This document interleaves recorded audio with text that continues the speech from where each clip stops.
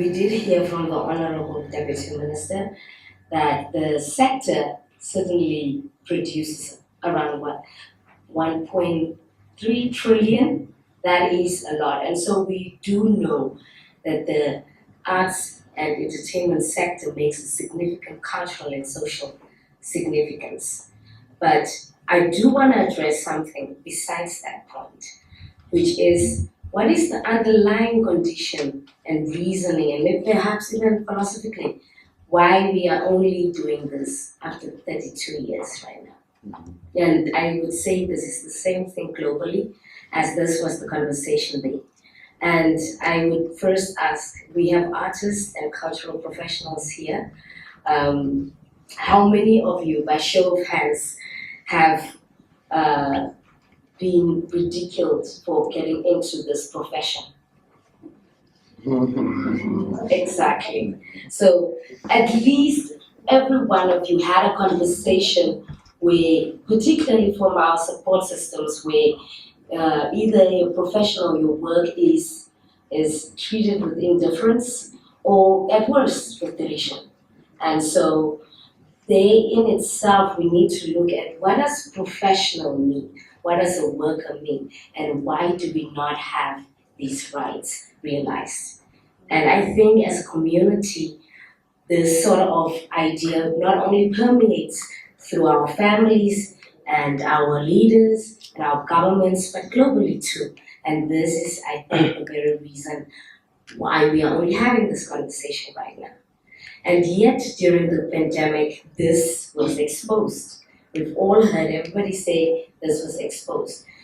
It is not that the pandemic had caused it, but it rather highlighted, or let's say, rather had an impact on the nature of the sector as it is.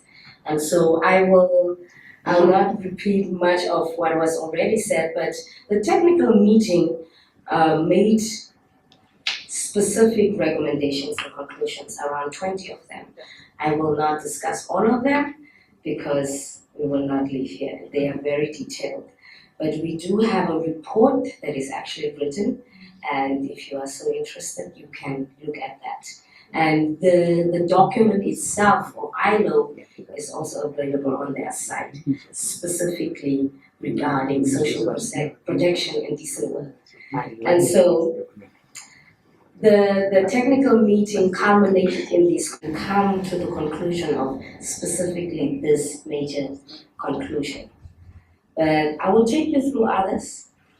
The first one indeed is the role and importance of the arts and entertainment sector. It does provide economic and social cohesion, and it certainly is part of a democratic state. And if you are going to speak about a democracy, you have to speak about the basic standard of living for every single citizen. And the individual that is the creative or the artist has specifically been excluded from this, from the definitions, from the nature of work, from basic conditions. And so that is a very important conclusion. So we started with that. We had to agree. And I think most important of those discussions was, I think we all fundamentally agree what are the issues. I think maybe there were concerns about how we would go about fixing those issues or strategies that we put in place. And so second conclusion is the transformation that we are going through right now, that of digital nature and also of unforeseen circumstances that just happen like this. We need to plan for those things. And so that is a very important part of that. But fragility indeed defines the sector. We are fragmented, and unlike most sectors or industries, the creative and cultural sector has sub-sectors, and each one of them has its own nature and its own way of carrying out the activities. And so we need to, at the same time as we are transforming our law, look at, are we just going to put them in one pot? But that's not the case. A theatre worker is not the same as a visual artist. And so we need to look at these specific differentiations. Again, decent work. Now you cannot have decent work without social protection. It is built into it. They in fact follow each other. If you speak of decent work, you necessarily mean that there is indeed social protection, that there is social assistance and social schemes, insurance as the differentiations made by Mr. Sam here. And so decent work deficits still persist, and it has largely to do with the informal nature of the industry. And so we need to look at those things too. So the challenge here is not only social protection, which has to do with more social security aspects of things, but also the specific labor standards that we have put for ourselves for all other industries and have agreed to in an international level. And they have to do with adequate remuneration. We do not have a basic minimum wage. We do not have, of course, social protection. We indeed enjoy a less discriminatory country. As Patrick was pointing out, we are quite global leaders in the work we are doing right here, right now. And our society is not particularly the pointing or the ridiculing kind in that way that would deny or hinder the artistic freedom that each individual can enjoy as a professional. And so then you go on to the working condition itself. One of our panelists spoke about space, environment. That in itself is part of our labor standards. We have to consider those too. But I have to be very fast because Mr. Amogwa also has to say a few things, so I'll leave specific labor law issues to him. And so, of course, we are dealing with the issue of the nature of the work. So, under the Labor Act of 2005, there are different sections. There are working hours, there are basic conditions, and then there are issues of union and issues of dispute resolution. None of that is applicable to the professional of the artist kind. And so we cannot, in good conscience, apply the same working hours or definitions. Oh my goodness,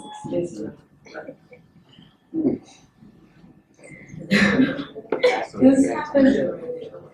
Okay, so they are all these sort of type of works, and there is this diverse nature of the work.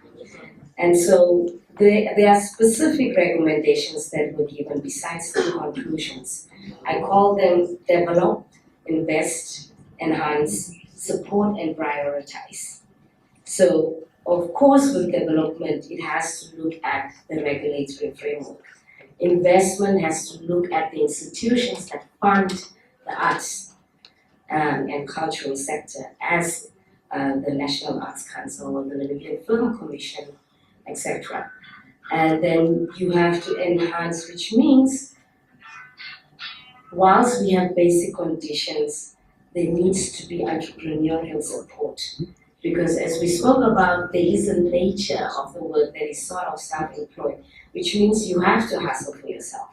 And so you need to have those sort of basic skills as to do your own books, write your invoice, be able to navigate marketing, and even how you deal with your team if you are a team of artists, those relationships there. As far as the opportunities and challenges are concerned, I'm going to leave those for the panel discussion because those are specifically the gaps that we will speak about. And so, let me quickly, but I can go through them. There is an informal nature, which is a challenge. We also have limited funding issues. Of course, the COVID-19 pandemic, income insecurity, precarious work, and access to infrastructure and resources. with the AI opportunities. Of course, all of you sitting here are inspired by the Namibian diversity and cultural heritage. The creative industry certainly can make use of digital transformation.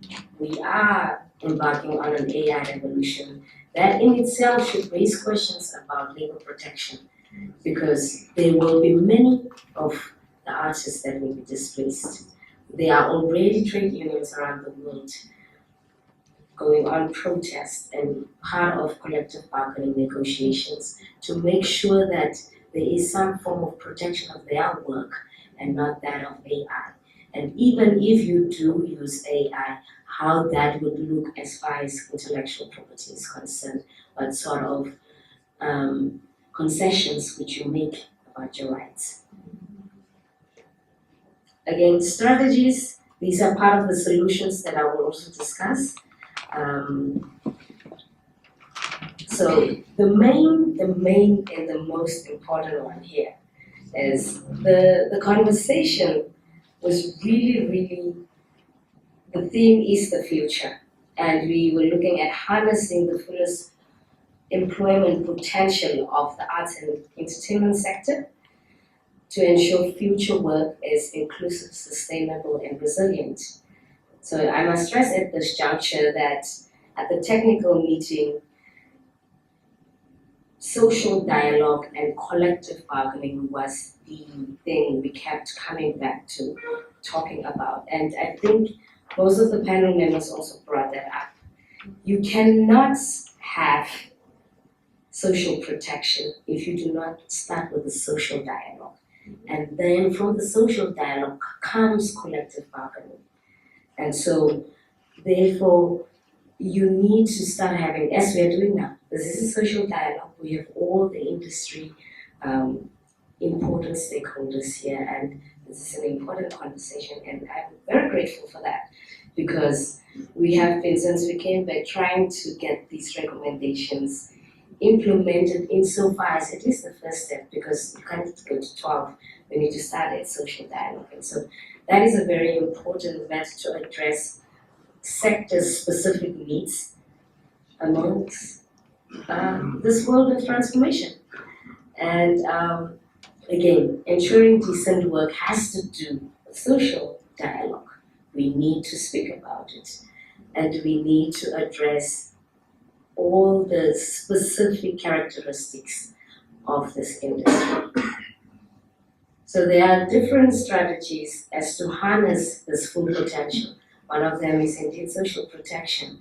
We have gone through exactly what social protection means. It means creating a national legal policy and framework, both through social security and through labor laws. And then secondly, to provide the government with a roadmap, which is typically your regulations that would actually state how in practice this would look like. And yes, do I have a little bit more time? Okay. Well, you've come so far. All right. Thank you. I think I will just run through the strategies quickly because I'll address them again. Arts and entertainment education is very important. Sustainable jobs. How do you sustain jobs when your basic needs are not met? So if we are thinking about Maslow's hierarchy of needs, no one moves to the next step of, for example, investing back into your own your product if you do not have shelter and food, if you do not know how to get around. So that is very important. Support of entrepreneurship, again, for you as the professional to have all the skills necessary. Of course, you do not need to do everything, but to have basic understanding of things is always a good thing. And then indeed to foster creative communities. This is a measure of collaboration between stakeholders and even private partners. Another one is indeed private partnership, and lastly is the digital infrastructure. Now this one is a big one because it is what we are currently living through, but most of our infrastructure hasn't been transformed into digital. We spoke about databases not being there.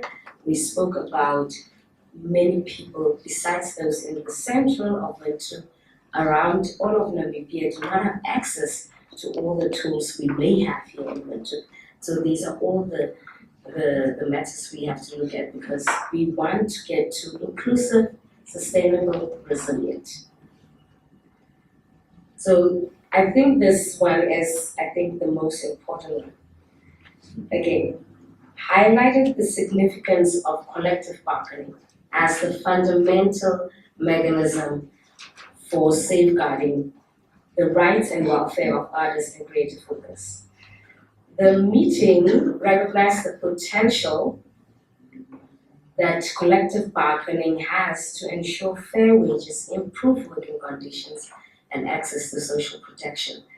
Considering the unique nature of the industry, we do need an equally sui generis approach, an innovative approach. We cannot force the definition of employee into that of the individuals of the sector, as it does not fit the traditional method of or definitions.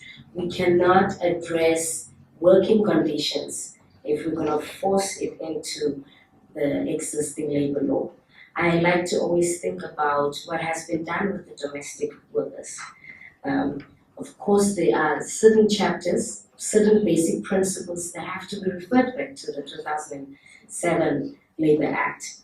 But before that, we can sort out in its own sort of law the nature of the industry and what employment relationships mean in that industry. And so the role of social protection, rather collective bargaining, is also important in dealing with the power imbalances that happen between someone commissioned to do a work and that, well, you can't say employer, but the commissioner basically. There are these, you have to negotiate your prices, and most times, because there are no basic wage standards, you can, to be quite literal, shoot yourself in the foot. And so, yes. So, formalization of the industry is dependent on artists exercising their freedom of association. You cannot, we were speaking of compulsory, voluntary, and maybe both, but our constitution is very clear about the nature of what a freedom means. It is voluntary. We cannot force, although we can maybe force people to do social security or comply with the labor laws, we cannot certainly force them to be part of a union. But it is your freedom. And the problem is, if you do not exercise it, you will not get these sort of favorable conditions for your industry. And so collective bargaining is very, very necessary to the trade unions, because you have to come and negotiate. The ILO will not, they are the watchdogs when there are industrial working and labor negotiations. They cannot simply sit with the government and the employers, potentially like the MTN or the Namibian Film Commission, without the employees, typically in this sense, because you all have to agree on the conditions. So you cannot start collective bargaining without the artists coming together. And so this conversation here is really largely to urge the artists, as was already said by a trade union representative. We can only bring the information, only make you realize what your rights are. But that is it. Rights, regardless of recognition, hold little value if they are not realized or exercised. Thank you.